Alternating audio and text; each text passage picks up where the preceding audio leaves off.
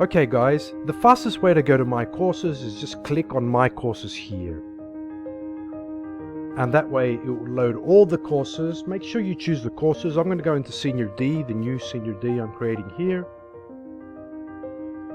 And here curriculum or ELI is where you can see all the little links for each example for each unit. Mission 2 is Unit 2 of the course book.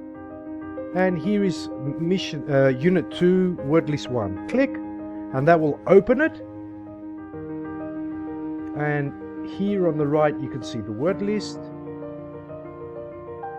And on the left you can click, you can go to the next word list, you can go back and choose different, or you can press next or previous here. And if you like, you can leave a comment just by pressing type your comment here and posting it here. Thank you.